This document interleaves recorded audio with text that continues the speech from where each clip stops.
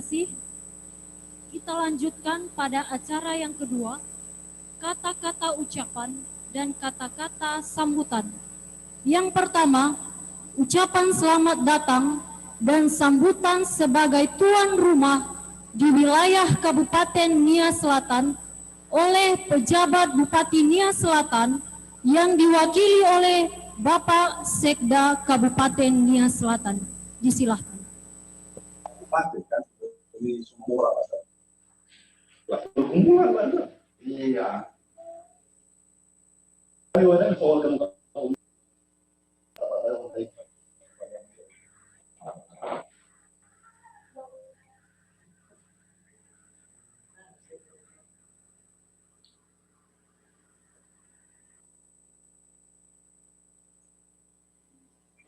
Shalom. Shalom. Salam sejahtera bagi kita semua, ya Ahom.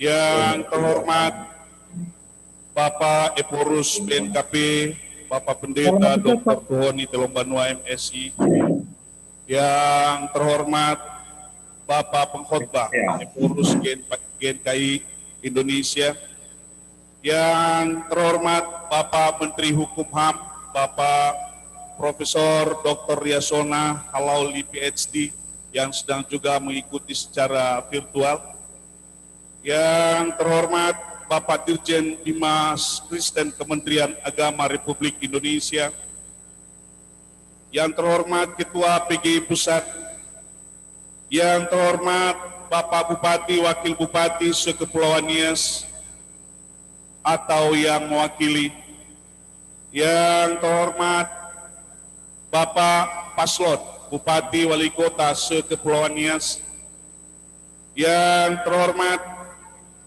Bapak anggota DPRD Provinsi Sumatera Utara dan DPRD Sekepulauan Nias yang berkenan hadir, Bapak Ibu pimpinan gereja, rohaniawan dan tokoh agama, yang terhormat Ketua BPMS BNKP beserta jajaran, yang saya hormati tokoh adat, tokoh masyarakat, tokoh wanita, tokoh pemuda dan pimpinan organisasi kemasyarakatan, serta insan pers yang berkenan hadir pada kesempatan ini. Yang saya hormati panitia pelaksana beserta seluruh anggota. Yang saya hormati rekan-rekan para camat sewilayah Gomo beserta seluruh jajaran. Bapak Ibu Pendeta dan segenap peserta sidang serta para undangan yang berbahagia. Salam sejahtera bagi kita semua. Shalom Yahoo. Mengawali sambutan pada hari ini, pemerintah Kabupaten Nia Selatan mengucapkan terima kasih dan apresiasi yang setinggi-tingginya kepada Majelis Sinode BNKP yang telah memberikan kepercayaan kepada jemaat BNKP Siforowasi di Kecamatan Gomo, Kabupaten Nia Selatan sebagai tuan rumah pelaksanaan persidangan Majelis Sinode BNKP ke-59 tahun 2020. Untuk itu, saya ucapkan selamat datang kepada para peserta sidang dengan harapan agar pelaksanaan persidangan tahun 2020 ini terlaksana dengan penuh sukacita. Bapak Ibu peserta sidang dan hadirin sekalian yang diberkati oleh Tuhan. Persidangan Sinode ke-59 ini merupakan momentum untuk saling berbagi dan berinteraksi antara para pimpinan, pengurus, pelayan gereja, baik secara pemikiran, tenaga dan daya, sehingga tujuan sidang dapat tercapai dengan maksimal untuk kemuliaan nama Tuhan. Melalui persidangan Sinode BNKP ke-59 tahun 2020 ini, dengan tema melayani dan menjadi berkat, maka sangat diharapkan BNKP dapat meningkatkan pelayanan dan pembinaan warga gereja memasuki era revolusi industri 4.0 dengan program-program kerja yang dapat diaktualisasikan dan bersinergi dengan program pemerintah. Dengan semangat persahabatan dalam Kristus Yesus, melalui persidangan ini, mari kita menjaga kerukunan internal umat beragama, antar umat beragama yang berbeda, dan antar umat beragama dengan pemerintah. Evaluasi terhadap program kerja yang telah dilaksanakan, penyusunan program, inovasi, penyelarasan struktur organisasi, dan peningkatan pelayanan kepada umat perlu dilakukan secara kontinu karena merupakan langkah strategis dalam memberikan landasan yang kokoh untuk proses peningkatan kualitas iman yang secara berkesinambungan sebagai tuntutan pelayanan gereja, sehingga BNKP sesuai dengan panggilan pelayanannya dapat menjadi saluran berkat. Bapak Eporus dan hadirin yang diberkati oleh Tuhan, pemerintah Kabupaten Nia Selatan sudah mengambil bagian dalam pelayanan melalui program pembinaan rohani aparatur sipil negara dengan kegiatan siraman rohani yang dilaksanakan setiap minggu di tingkat kabupaten dan di seluruh kecamatan se-Kabupaten Nia Selatan.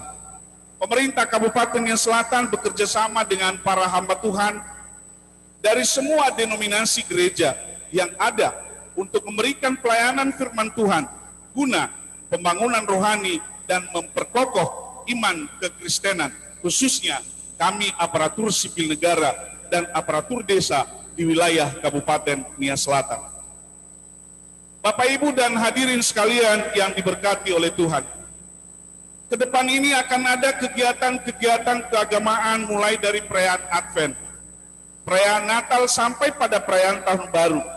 Maka pada kesempatan ini, saya mengajak kita semua untuk bersama-sama pemerintah menjaga keamanan dan ketertiban, menciptakan rasa damai, serta mengambil peran untuk mengedukasi masyarakat dan warga gereja terkait dengan penerapan tatanan kehidupan baru dengan tetap mematuhi penegakan disiplin protokol kesehatan. Dapat juga kami sampaikan bahwa apel kesiapsiagaan bencana nasional di Kabupaten Nia Selatan telah dilaksanakan pada tanggal 17 November 2020 yang lalu, di mana sebagaimana kita ketahui bersama bahwa saat ini kita sudah memasuki perubahan iklim, cuaca dan intensitas hujan yang ekstrim, khususnya di daerah kita, Kepulauan Nias, dan secara khusus lagi di Kabupaten Nia Selatan. Untuk itu, kita perlukan kewaspadaan dan kesiapsiagaan dalam menghadapi kemungkinan terjadinya bencana, baik yang disebabkan oleh faktor alam, faktor non-alam, maupun faktor manusia, yang menyebabkan timbulnya korban jiwa manusia, kerusakan lingkungan, kerugian harta benda, dan dampak psikologis yang dalam keadaan tertentu dapat menghambat pelaksanaan pembangunan. Hadirin yang diberkati oleh Tuhan, kami memohon dukungan doa atas pelaksanaan pilkada serentak yang akan dilaksanakan pada tanggal 9 Desember 2020 di masing-masing wilayah kabupaten kota se-Kepulauan Nias, agar dapat terlaksana dengan baik dan penuh rasa aman. Saya juga mengajak organisasi gereja untuk bersama-sama pemerintah menghimbau para warga gereja untuk menggunakan hak pilihnya pada pesta demokrasi pada tanggal 9 Desember 2020 nanti, sesuai dengan panggilan hati nurani masing-masing.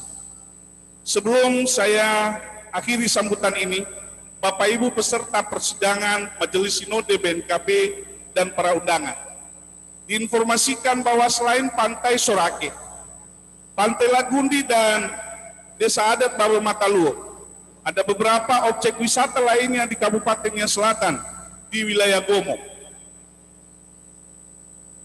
Sebagai cagar budaya dan objek wisata yang dapat Bapak Ibu kunjungi selama 3 hari, selama 23 November sampai dengan 25 November yang akan datang. Di antaranya ada cagar budaya situs megalit Berenadu, air terjun Helol, dan puncak Gomo. Silakan berkunjung walaupun hanya sekedar bersuah foto. Dan saya menghimbau agar Bapak Ibu dapat disebarluaskan di media sosial. Karena pada era revolusi industri 4.0 dewasa ini, media informasi digital begitu berpengaruh sebagai upaya kita bersama untuk mempromosikan budaya dan pariwisata kita di Kepulauan Nias ini.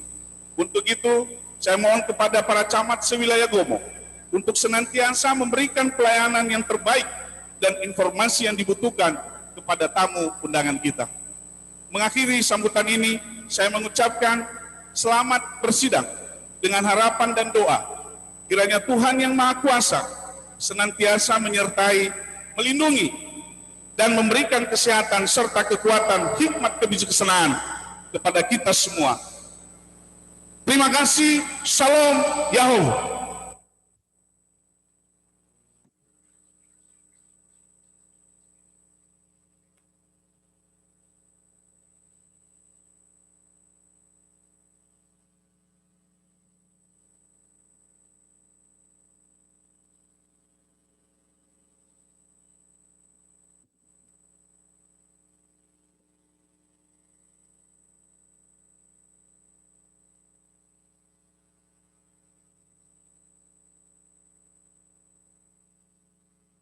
Terima kasih kami ucapkan sambutan ucapan selamat datang sebagai tuan rumah di wilayah Kabupaten Nias Selatan oleh pejabat Bupati Nias Selatan yang diwakili oleh Bapak Sekda Kabupaten Nias Selatan. Selanjutnya bagian B, sambutan mewakili Kepala Daerah Sekepulauan Nias yang disampaikan oleh Bapak Bupati Nias. Kepada Bapak disilakan.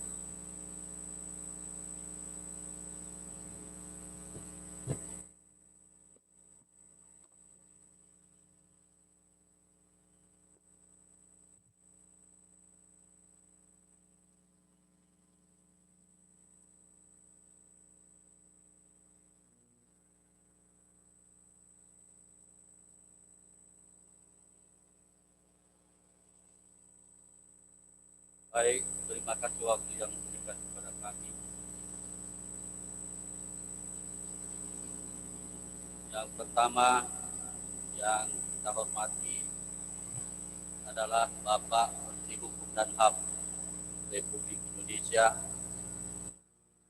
yang hadir bersama kita lewat virtual atau Zoom. Yang kami hormati Bapak Dirjen Bimas Kristen, Kementerian Agama, yang juga hadir bersama kita lewat virtual atau lewat Zoom pada siang hari ini. Yang kami hormati BPHMS BNKB, Bapak Eporus beserta Ibu Sekung beserta Bapak, dan Bapak Benu beserta Ibu atau tanpa Ibu. Yang kami hormati Ketua dan seluruh anggota BPMS BNKB yang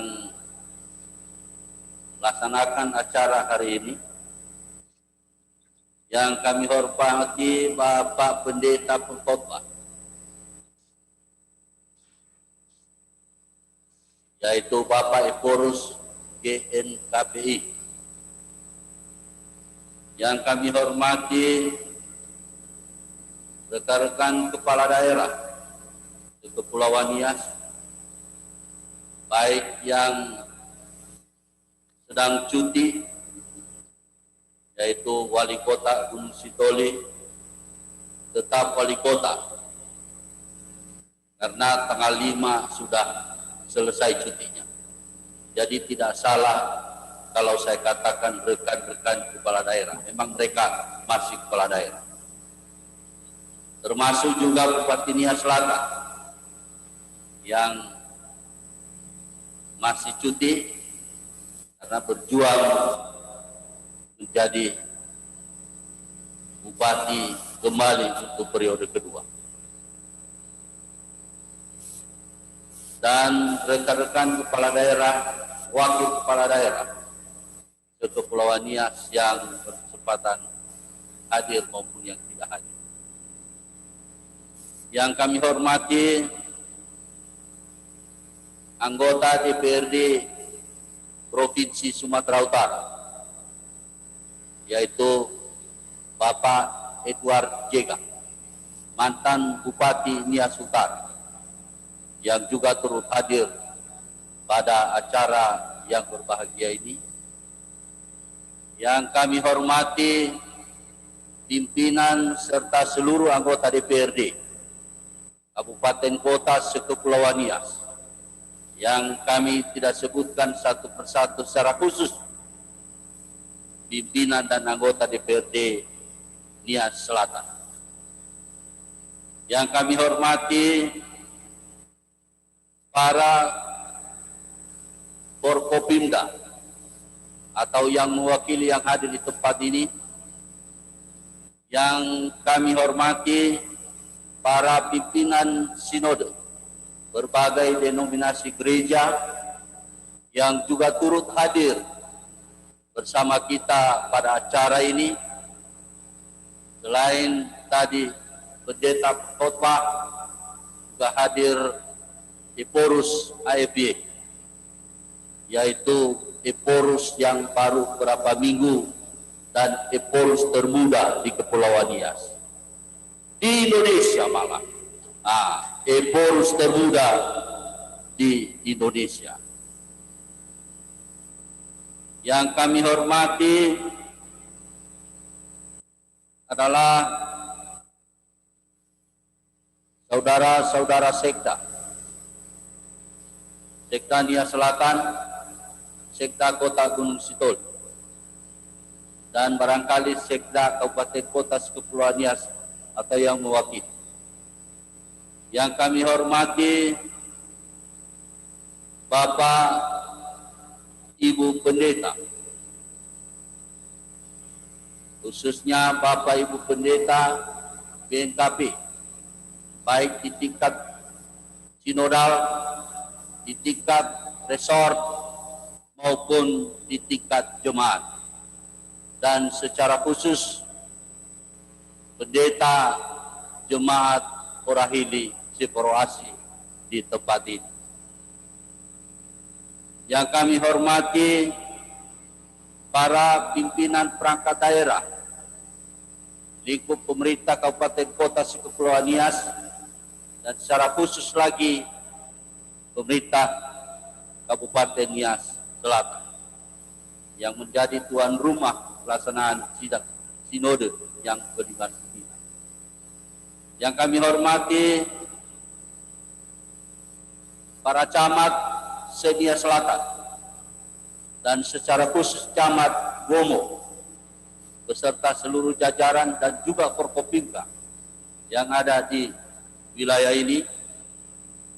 Yang kami hormati saudara kepala desa dan seluruh perangkat desa yang telah menerima kita di wilayah ini, sehingga kita bisa melaksanakan sidang sinode BNKP ke-59. Yang kami hormati tokoh-tokoh masyarakat, tokoh agama, tokoh adat, baik tokoh masyarakat yang datang dari Jakarta, ada dari Jakarta yang juga barangkali anggota BPMS, tokoh dari Riau, teman-teman saya seperjuangan, walaupun mungkin sebagai anggota BPMS hadir pada kesempatan ini, juga kami hormati. Yang kami hormati seluruh Bapak Ibu peserta sidang sinode, dan yang kami hormati para media baik elektronik maupun cetak dan online yang juga hadir, dan yang kami hormati Bapak Ibu dan seluruh hadirin yang berbahagia. Selamat sore, salam sejahtera bagi kita sekalian. Yahoo! Yahoo! Salam. Maaf Pak Bupati, saya terpaksa 3 kali salamnya supaya tidak disalahartikan.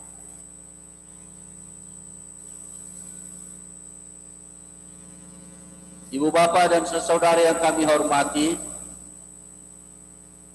melalui kesempatan ini saya ucapkan terima kasih kepada Bapak Eporus yang telah menugaskan kami untuk menyampaikan sambutan mewakili kepala daerah se-Kepulauan Nias dengan pertimbangan tadi katanya karena tinggal satu-satunya saya yang tidak ikut pilkada yang hadir hari ini. Satu lagi ada Nias Barat tapi tidak hadir.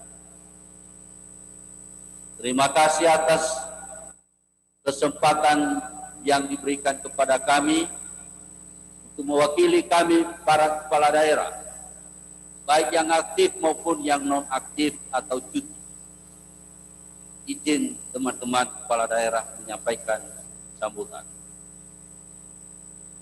Ibu bapak dan saudara yang kami hormati, sebagai umat beragama, saya mengajak kita semua untuk kembali memanjatkan puji syukur kehadirat Tuhan yang Maha Kuasa, Tuhan kita Yesus Kristus, yang telah memberi kita kesempatan untuk melaksanakan acara yang besar di tempat ini, yaitu acara khusus Sidang Sinode BNKP ke-59. Sesuai dengan apa yang telah disampaikan oleh Ketua Panitia tadi, yaitu sidang sinode ini sesungguhnya terlaksana bulan Juli yang lalu. Tapi sehubungan dengan pandemi COVID-19, maka barulah hari ini Tuhan izinkan bagi kita. Walaupun juga sebenarnya kita masih di tengah-tengah pandemi COVID-19, yang mana penuh keterbatasan, di mana terbatas kita berbicara, terbatas kita dekat-dekat, terbatas kita harus pakai masker, sehingga semua pokoknya terbatas. Bahkan kita sampai tidak kenal lagi siapa yang ada dalam ruangan ini, kecuali Pak Eporus. Kenapa? Karena memang sedang penuh keterbatasan. Hanya gara-gara virus corona yang juga kita nggak tahu fisiknya sebesar apa, kita juga nggak tahu di mana dia berada, bagaimana bentuknya, tapi merubah semua keberadaan kita manusia di dunia ini. Tidak hanya di Indonesia, tidak hanya di Nias, tapi di seluruh dunia. Namun demikian tetap kita harus selaku manusia yang percaya, kita tetap bersyukur kepada Tuhan. Walaupun dalam kondisi seperti itu yang penuh keterbatasan, kita masih diberi kekuatan kesehatan sehingga kita semua boleh hadir pada acara sidang sinode BNKP yang ke-59. Beri tepuk tangan kepada BNKP. Ibu bapak dan saudara yang kami hormati, Banua Nihak Risau Protestan atau yang disingkat dengan sebutan BNKP ini adalah merupakan sebuah lembaga keagamaan atau organisasi keagamaan Kristen yang telah berkembang pesat sejak lama di wilayah Kepulauan Nias dan bahkan di beberapa wilayah di seluruh Indonesia.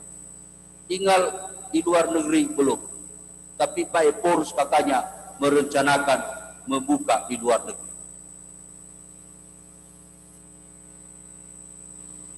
Sebagaimana yang telah kita ketahui bersama, bahwa BNKP telah berbuat banyak dalam meningkatkan pemahaman terus pelayanan kepada masyarakat, di mana akan pentingnya keberadaan nilai-nilai spiritual keagamaan dalam kehidupan kita selaku manusia sehari-hari.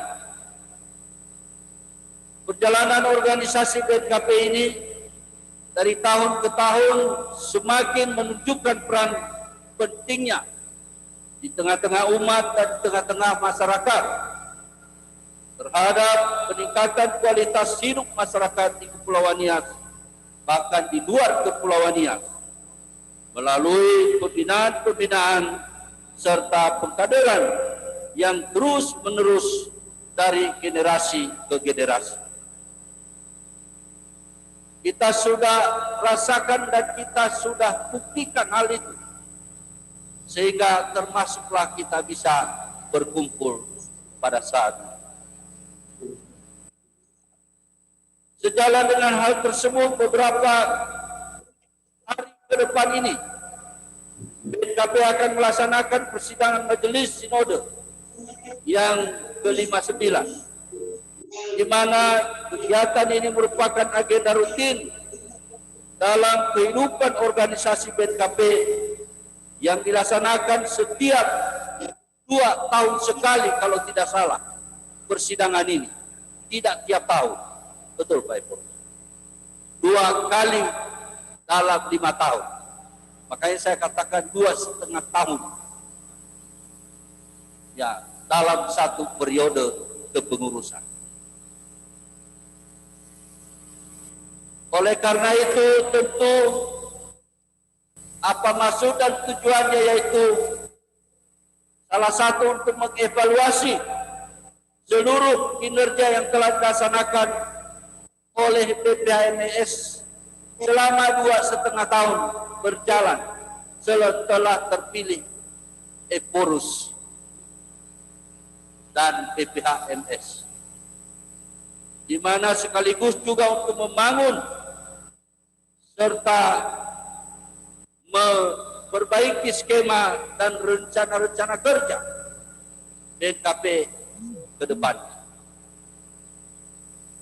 Ibu bapak dan saudara yang kami hormati, dalam kehidupan bergereja, persidangan semacam ini adalah berfungsi sebagai wadah kebersamaan para pelayan dan hamba Tuhan untuk bermusyawarah secara demokratis dalam proses pengambilan keputusan-keputusan tentang hal-hal yang menjadi wewenang, yang menjadi tugas dan juga tanggung jawab sebuah sinodal. Persidangan ini sebagai wadah permusyawaratan yang terlaksana berdasarkan prinsip tata gereja yang ada, khususnya yang ada di BNKP, yang menekankan kemajelisan, kebersamaan, dan kesetaraan dalam mengambil keputusan melalui sidang sinode tersebut. Oleh karena itu, hendaknya sidang sinode ini diposisikan sebagai momentum strategis dan bersejarah bagi penataan pelayanan BNKP demi terwujudnya kehidupan warga jemaat yang tentu damai dan sejahtera. Pada saat ini kita tengah diuji untuk terus-menerus memiliki dan menggumuli ulang, membaharui dan mengembangkan eklesiologi yang kontekstual dan mengaplikasikannya dalam semua gerak pelayanan kita dimanapun berada, sehingga mampu menghadirkan kedamaian di tengah-tengah arus perubahan yang saat ini yang dinamakan hidup di era globalisasi. Sehingga walaupun di era globalisasi yang saat ini banyak dipengaruhi oleh teknologi tinggi, IT, namun melalui gereja itu mampu harus mengatasi mana yang positif, mana yang negatif. Itulah peran seorang pelayan sebuah gereja untuk memberikan arahan bimbingan dan melayani warga masyarakat agar dengan kondisi globalisasi tersebut yang dengan dipenuhi oleh teknologi dan IT, yang mana kita tahu teknologi dan IT itu banyak hal-hal yang negatif, banyak hal-hal juga yang positif. Tentu gereja mengambil peran dalam hal ini, memberantas jangan ke arah yang negatif. Amin. Ibu bapak dan saudara yang kami hormati, para warga jemaat sedang menanti para bapak ibu pelayan untuk memberitakan Injil, memberikan pencerahan serta membimbing warga jemaat sehingga dapat berbuah berupa kehidupan yang diberkati oleh Tuhan kita Yesus Kristus dan oleh Roh-Nya yang kudus. Kehadiran seorang pelayan di tengah-tengah warga jemaat hendaknya benar-benar menjadi saluran berkat bagi sesama dan bukan untuk dilayani tapi untuk melayani. Amin. Ibu bapak dan saudara yang kami hormati dan seluruh peserta persidangan yang kami banggakan. Oleh karenanya BNKP harus bersedia membuka diri terhadap dunia, terhadap segala perkembangan yang terjadi, mencermati seluruh perkembangan secara kritis, kreatif, dan inovatif, serta melakukan hal-hal baru di tengah perkembangan dunia yang pesat saat ini. BNKP dituntut untuk semakin mengasah, mempertajam kepekaannya atas seluruh perkembangan yang ada, sehingga mampu mempersiapkan diri menghadapi seluruh tantangan pelayanan yang dihadapkan kepadanya, dengan menawarkan hal-hal yang mengandung nilai besar agar dunia ini bersedia mendengar dan menerima pemberitaan tentang Injil Kristus.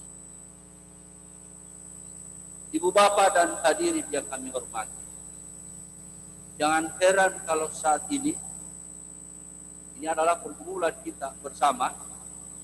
Kalau ada yang orang Kristen mempertanyakan Tuhan Yesus itu dia berdoa, lalu dia berdoa kepada siapa? Sehingga dengan pertanyaan itu seolah-olah dia kurang percaya.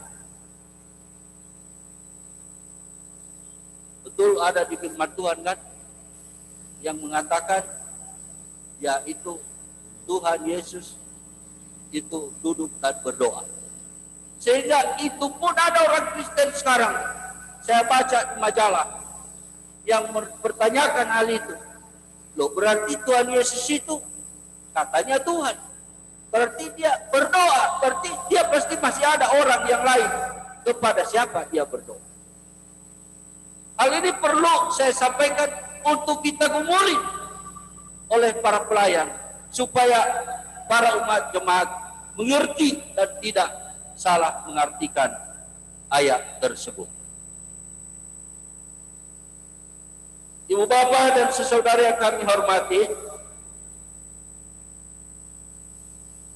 pada kesempatan ini kami atas nama pribadi dan atas nama pemerintah Kabupaten Kota Sekepulauan Nias memberikan penghargaan yang setinggi-tingginya, sekaligus mengucapkan terima kasih kepada Pak Epurus BNKP dan seluruh unsur pengurus BNKP atas bakti, peran serta dan pengabdiannya untuk tetap konsisten melayani dan bahkan membesarkan organisasi BNKP.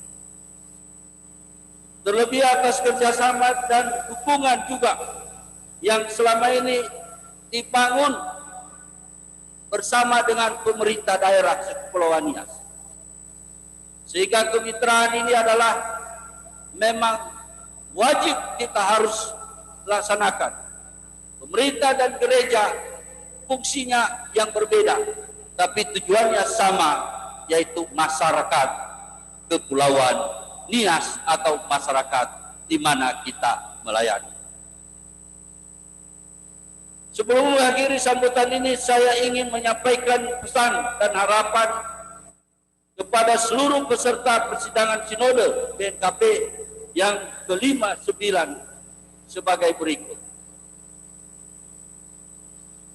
Yang pertama, dalam pelaksanaan sidang nantinya, yang berapa hari, 2-3 hari, kiranya kita dapat saling menjaga dan menghormati segala bentuk gagasan dan sumbangan pemikiran yang kadangkala mungkin ada kritis dari seluruh para peserta. Tapi tetap harus menjunjung tinggi asas kekeluargaan dan atas azas sesama pelayan. Sehingga pelaksanaan sidang Sinode ke-59 ini dapat berlangsung dalam suasana yang harmonis dan penuh keakraban dan kekeluargaan. Yang kedua, saya berharap kiranya sidang Sinode kali ini dapat melahirkan program-program yang strategis, konstruktif, dan efektif yang betul-betul dapat mendorong terwujudnya pelayanan yang membawa kedamaian di tengah-tengah warga jemaat. Yang ketiga, mengingat situasi dan kondisi pandemi COVID-19 yang tengah mewabah pada saat ini, termasuk kita di daerah ini, walaupun ada beberapa masyarakat yang tidak percaya, tapi sepanjang belum dicabut undang-undang dan peraturan oleh pemerintah pusat bahwa COVID-19 masih ada, kita tetap harus taat, patuh terhadap protokol kesehatan. Kami selaku pemerintah daerah Kepulauan Nias dan juga sekaligus sebagai gugus tugas penanganan COVID-19, kami harapkan supaya kita mengikuti protokol kesehatan. Ibu bapak dan saudara yang kami hormati, pada kesempatan ini kami informasikan sejenak. Mohon maaf, ini di luar konteks sidang Sinode, di mana kabupaten kota di Kepulauan Nias ini memang semua daerah tertinggal. Diterima atau tidak, itu memang semua daerah tertinggal. Kecuali kota Gunung Sitoli, karena memang sebelum pemekaran pun sudah kota Gunung Sitoli memang maju. Ya Pak Wali. Tapi 4 kabupaten kota itu adalah tertinggal. Kenapa tertinggal? Saya selaku orang pemerintahan, saya beritahu kepada kita hal ini.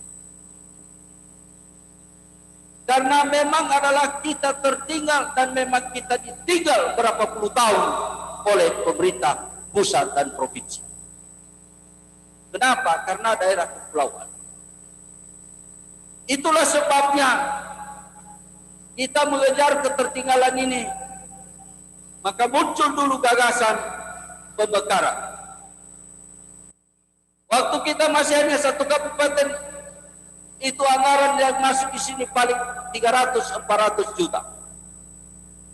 Tapi setelah pemekaran, Pak Harita itu adalah triliunan. Nias Selatan pasti lebih di atas triliunan, 1 triliun. Kabupaten kota lain ya, kabupaten kota lain masih di bawah 1 triliun. Artinya dari 400 bisa meningkat menjadi itu triliunan.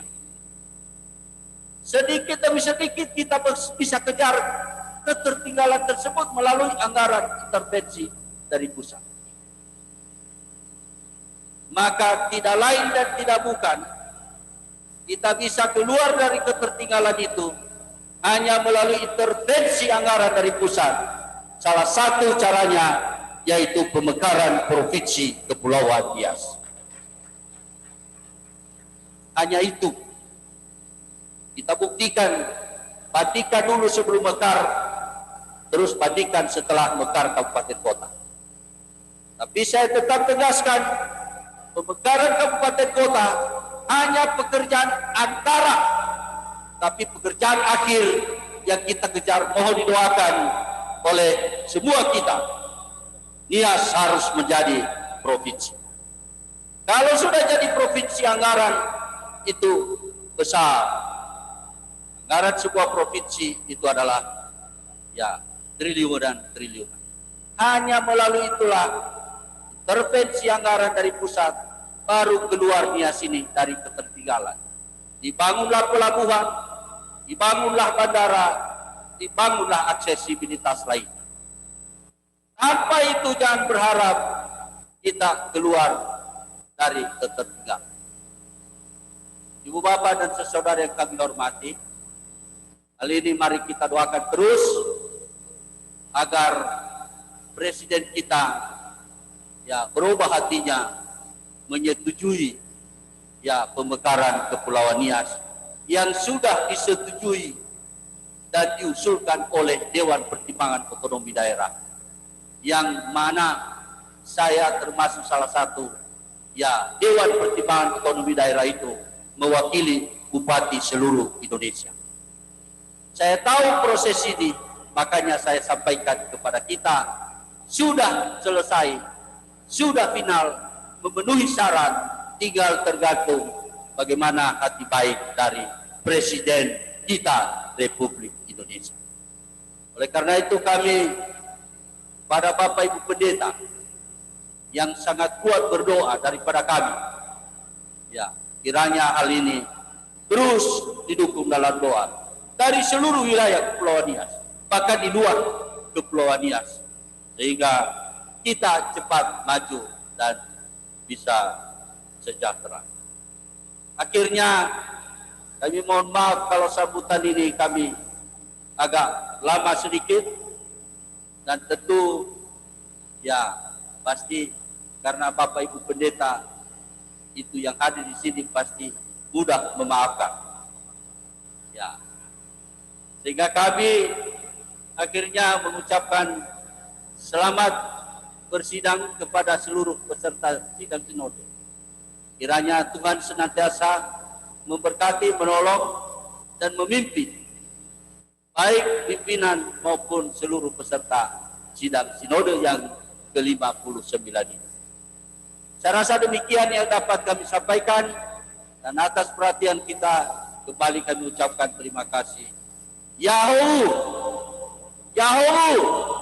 Salam!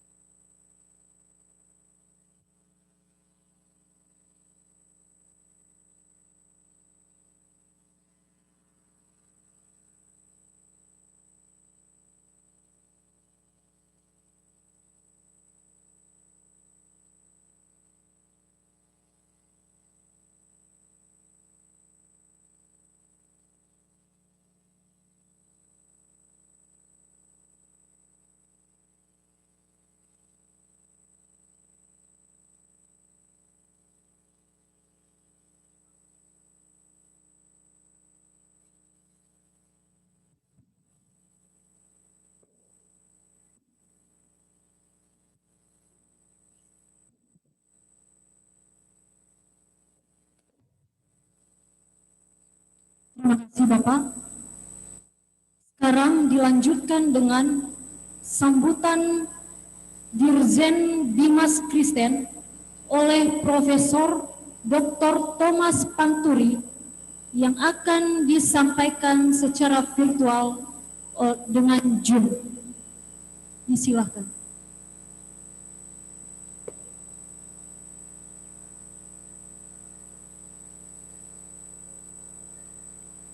Selamat sore dan shalom, salam sejahtera untuk kita sekalian.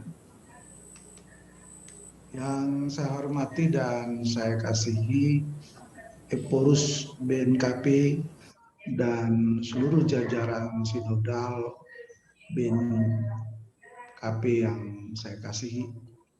Yang saya hormati kalau sudah hadir di Zoom meeting ini, Bapak Menteri Hukum dan HAM, Profesor Yasona Lauli, yang saya hormati dan saya kasihi Ketua Umum PGI Bapak Pendeta Gomar Gultom, para bupati, terutama Bupati Nias yang baru selesai menyampaikan sambutan, dan seluruh pimpinan daerah yang ada di Kepulauan Nias, para bupati, wali kota, wakil bupati, dan wakil wali kota, baik yang ada maupun yang sementara berkompetisi untuk memenangkan pemilihan Pilkada 2020, para pimpinan daerah yang tergabung dalam Forkopimda yang ada di Kepulauan Nias, para pendeta dan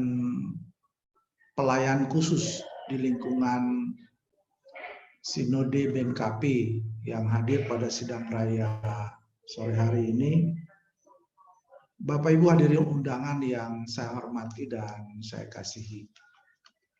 Pertama, mari kita tetap bersyukur kepada Tuhan di dalam Yesus Kristus yang kita imani dan kita percaya, yang senantiasa menuntun dan membimbing kita, khususnya BNKP yang hari ini bisa melaksanakan sidang periodik yang ke-59 tahun 2020.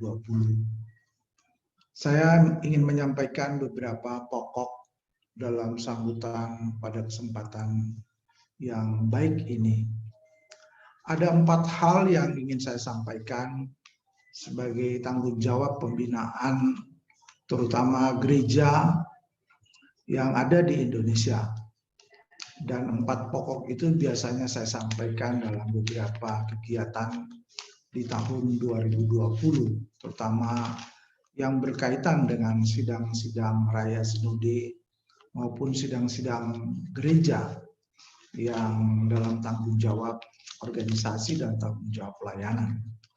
Yang pertama ada pertanyaan yang bagi saya dan kita semua penting, apa urgensi sebuah sidang raya atau sidang sinode?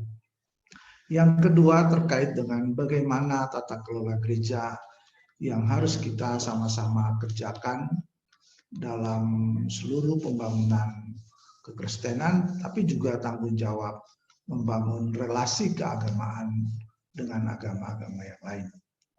Yang ketiga terkait dengan problem gereja dan tantangannya. Dan yang keempat saya kira agak spesifik, apa yang harus dilakukan oleh BNKP sebagai sebuah sinode gereja.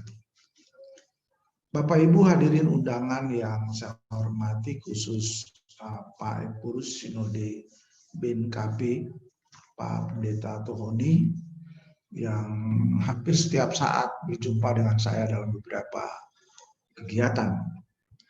Bagi saya sebetulnya sidang raya atau sidang sinode memang adalah keharusan dari sebuah proses organisasi. Namun dalam kondisi seperti ini dan beberapa waktu ke depan, tentu kita harus kembali melakukan evaluasi. Dan kita memikirkan apa memang sangat penting jika sidang-sidang yang melibatkan banyak sekali jemaat terutama itu menjadi urgent. Hari ini kita bersidang dengan sebuah sistem yang sangat baik dan saya kira ini akan menjadi cara kita untuk terus bekerja dalam sistem organisasi yang memang harus kita pahami sebagai bagian dari proses kehidupan kita. Saya tidak tahu nanti Pak Ketua PGI akan menyampaikan lebih luas terkait dengan bagaimana gereja dalam perannya menghadapi kondisi dan realitas COVID-19, tapi juga perkembangan teknologi yang kita sebut dengan revolusi industri 4.0. Tapi bagi saya secara pribadi dan sebagai dirjen, harus kita lakukan sesungguhnya evaluasi terhadap perayaan sebuah kegiatan gereja, terutama sidang-sidang yang bagi saya ada hal yang penting, terutama dalam kerangka melakukan regenerasi dari sebuah organisasi, taruhlah dalam kerangka pemilihan sebuah atau perangkat pengurus organisasi seperti sinodal dan bentuk yang lain. Tapi kalau kemudian ada kegiatan seperti sidang Sinode 2020 yang dilakukan oleh BNKP yang sifatnya 2 tahun dalam dua kali dalam 5 tahun periode sebuah organisasi modal, maka tentunya harus kita lihat bagaimana kita bisa melakukannya dengan baik, dengan prinsip-prinsip yang harusnya kita penuhi, yaitu prinsip efisiensi dan efektivitas dalam tata kelola gereja kita. Itu yang pertama. Maka saya ingin menyampaikan kepada Bapak Ibu sekalian, terutama sinodal BNKP, bahwa memang sidang-sidang dalam itu sidang raya atau sidang sinode yang hari kita lakukan memiliki urgensi. Tapi jika sifatnya dalam bentuk seremonial saja, maka saya tentu berharap ini tidak menjadi sebuah kebiasaan yang terus kita pelihara menjadi sebuah budaya dalam kehidupan bergereja kita. Kita butuh banyak sekali energi dalam usaha kita untuk menata kelola gereja kita, dalam menata organisasi sinode gereja kita, dan sesungguhnya energi itu harus kita gunakan untuk keperluan-keperluan yang lebih mendasar, terutama dalam pembangunan jemaat dari perspektif pendidikan, kesehatan, dan itu yang sesungguhnya menjadi modal ke depan bagi gereja untuk terus bertumbuh. Itu yang pertama, Bapak Ibu sekalian yang saya hormati dan saya kasihi. Yang kedua dalam tata kelola gereja kita. Baru kurang lebih seminggu yang lalu saya didatangi oleh dirjen dari Kemenkumham, yaitu Dirjen Administrasi Hukum Umum atau AHU. Saya kira beliau bertanya dan pertanyaan ini sesungguhnya sudah sering saya diskusikan dengan Pak Gomar terkait dengan posisi gereja dalam tatanan kehidupan berbangsa dan bernegara. Gereja dalam wujud organisasi. Itu yang saya kira menjadi perhatian kita secara bersama. Ada beberapa pandangan yang mereka gunakan, saya lupa dengan benar, tapi mereka menggunakan Statblad tahun 1800 tentang kaitan seluruh kehidupan organisasi apa saja itu harus, tanda petik, mendapat semacam register dari badan yang kalau waktu zamannya pemerintah Hindia Belanda dan sekarang itu ada di Kementerian Hukum dan HAM. Saya ingin menyampaikan, waktu itu saya menyampaikan bahwa sebetulnya gereja sinode kita, terutama sinode gereja, itu setelah diatur oleh juga sama Statblad yang lahir tahun 1905 Statblad 156 atau 156 yang mengatur tentang organisasi sinode gereja. Dan setelah kemerdekaan, maka bentuk tata kelolanya selama menurut Undang-Undang Dasar, selama belum ada peraturan atau regulasi atau undang-undang yang mengganti Statblad 156 tahun 1925, maka Statblad itu yang setara dengan undang-undang tetap berlaku. Itu artinya bahwa di dalam Statblad itu disebut bahwa Ratu memberikan kewenangan kepada Gubernur Jenderal untuk kemudian memberi kewenangan dalam tata kelola bergereja. Dan kemudian kalau merdeka maka diberikan kepada Presiden. Presiden dibantu oleh para menteri. Dan menteri yang mengerjakan tugas itu adalah Menteri Agama. Maka pencatatannya ada atau pendaftarannya ada di Kementerian Agama. Ada hal yang menarik dan saya kira penting bagi kita semua, bahwa gereja itu berbeda dengan organisasi yang lain. Gereja dalam pengertian ini adalah sinode gereja, yang dalam catatan Direktorat Jenderal Bimas Kristen itu berjumlah 326. Artinya bahwa ada yang lahir sebelum Indonesia merdeka dan ada yang lahir setelah Indonesia merdeka. Salah satu dari 326 itu adalah BNKP. Nah, dalam kaitan itu saya ingin menyampaikan kepada Dirjen Administrasi Hukum Umum bahwa posisi gereja berbeda dengan organisasi kemasyarakatan yang yang kemudian memuat atau yang diatur dalam undang-undang ormas, undang-undang keormasan. Saya lupa nomor undang-undangnya.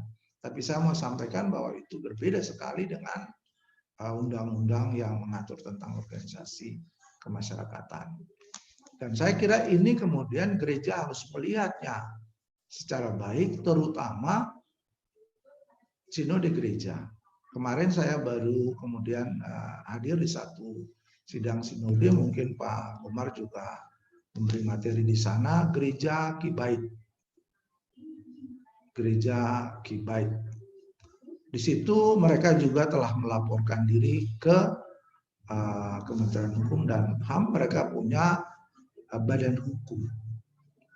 Padahal kita tahu badan hukum gereja itu berbeda dengan badan hukum keormasan. Dan kita sepakat bahwa kalau badan hukum keormasan atau organisasi kemasyarakatan, menurut undang-undang itu dapat dibubarkan oleh pemerintah. Dan kalau itu terjadi dengan gereja, dalam hal ini sinode, maka akan sangat berbahaya bagi gereja. Karena pada saatnya dia bisa saja dibubarkan. Nah, ini yang saya kira harus dipahami oleh kita secara baik dalam tata kelola bergereja kita. Nanti Pak Yasona mungkin hadir, Bapak Ibu silakan nanti berdiskusi dan bertanya tentang posisi ini bagi gereja-gereja kita. Makanya saya kira BNKP jangan kemudian terjebak dengan, apalagi ada Pak Bupati, mungkin kalau Pak Gubernur, dengan pertanyaan-pertanyaan yang disampaikan oleh pemerintah daerah, dalam hal ini gubernur atau bupati, yang sebetulnya punya kaitan erat dengan mungkin saja bantuan. Karena kalau syarat membantu gereja itu harus terdaftar di Kementerian Hukum dan HAM. Dan dalam pertemuan itu kita sepakat, Pak Komar, pada waktunya akan ada penandatanganan kesepahaman antara Dirjen Bimas Kristen dengan Dirjen Administrasi Hukum Umum dalam kaitan dengan posisi gereja. Dan artinya kesepahaman itu mungkin akan sama dengan pemahaman kita secara bersama.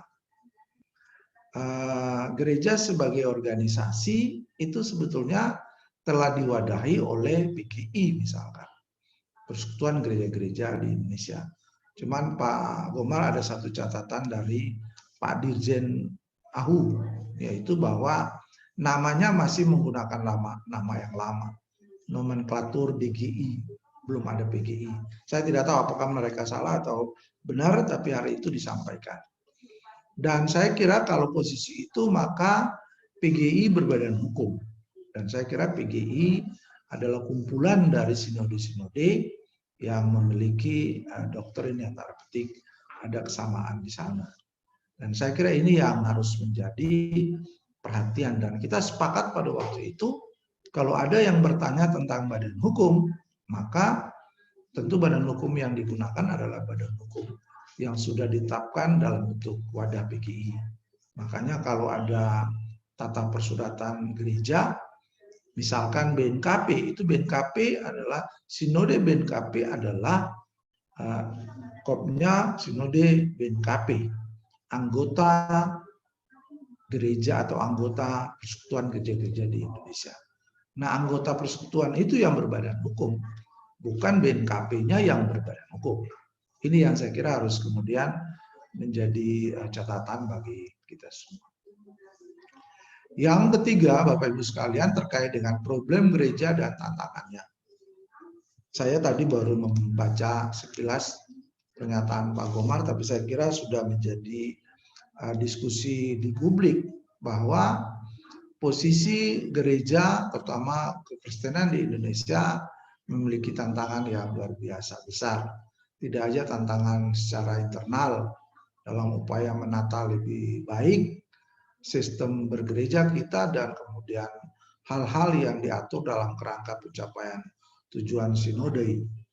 Tapi ada hal yang saya kira penting secara eksternal adalah bagaimana gereja itu bertumbuh dalam kehidupan kebangsaan yang lebih tanda petik lebih baik begitu.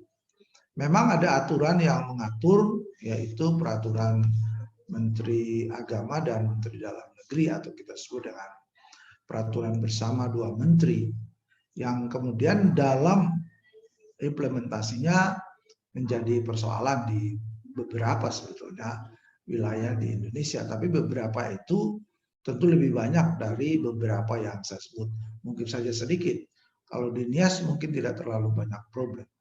Tapi di Jawa, di Sumatera bagian selatan, di Sulawesi bagian selatan, di NTB dan beberapa tempat, Bali termasuk, itu problem yang dihadapi oleh gereja adalah salah satu dari sekian banyak problem secara eksternal adalah usaha untuk mendirikan rumah ibadah, dan itu diatur di sana. Ada upaya kita untuk beberapa waktu terakhir, terutama dalam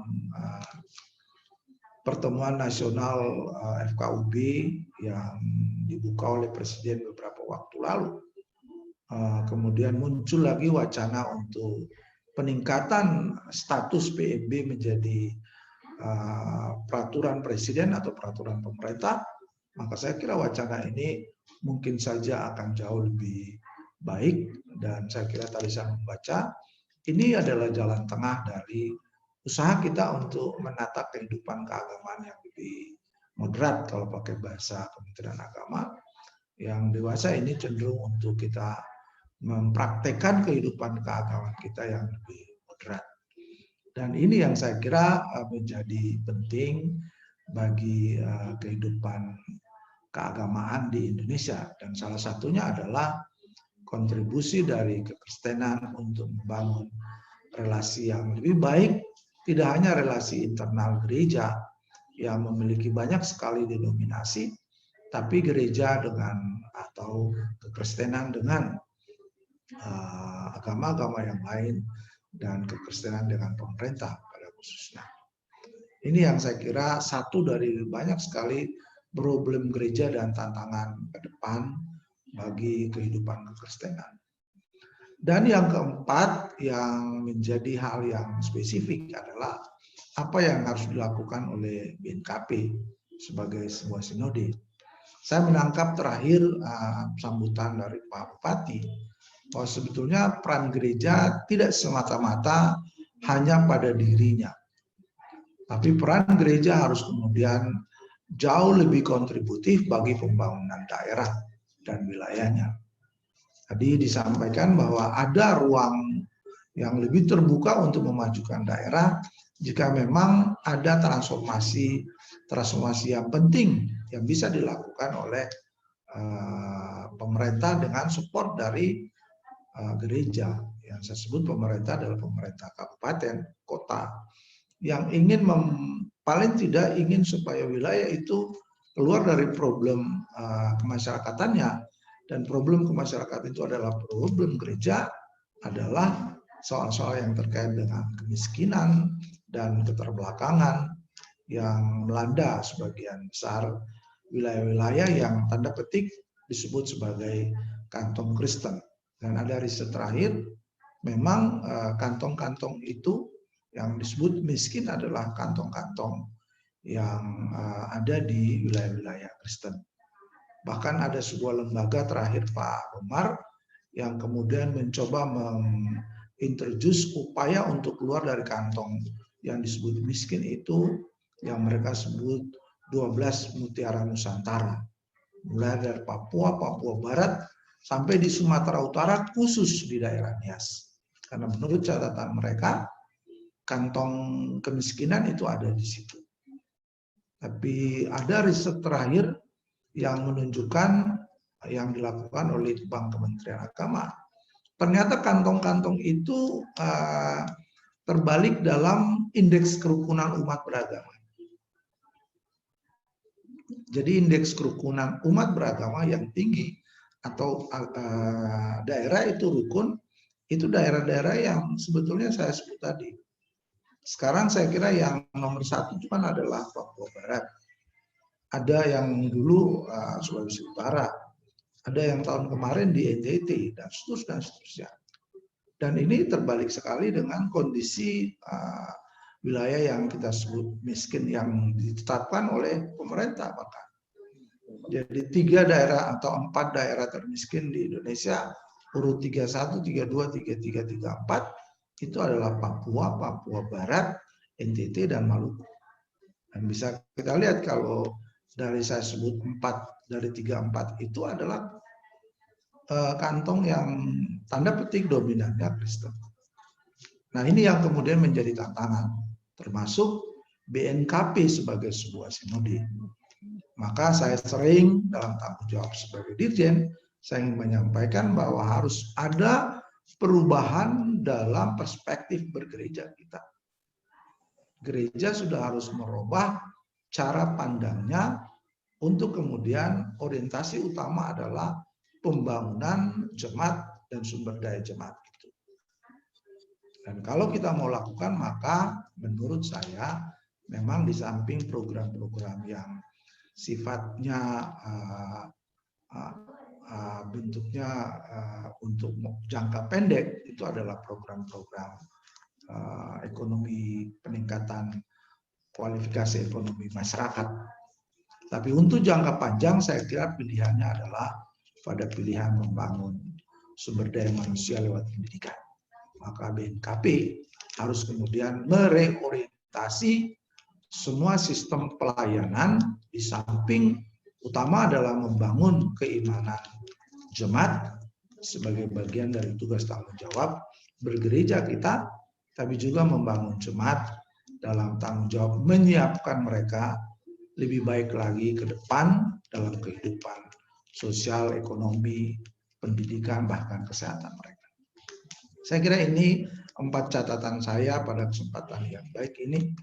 Mudah-mudahan sidang Sinode BNKP yang ke-59 tahun 2020 akan tentu melakukan banyak sekali evaluasi terhadap program dan kemudian merubah paling tidak arah dan cara pandang gereja untuk kemudian bertumbuh lebih baik dalam tanggung jawab sebagai wakil Tuhan di bumi untuk melakukan proses pertumbuhan gereja, proses penginjilan, dan itu menjadi mandat utama gereja kita.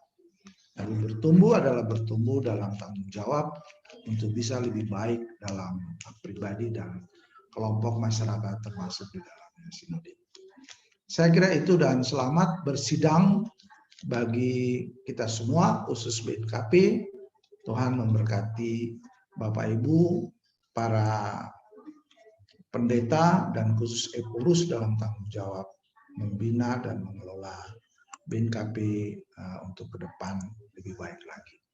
Sekian dan terima kasih. Shalom dan salam sejahtera untuk kita semua.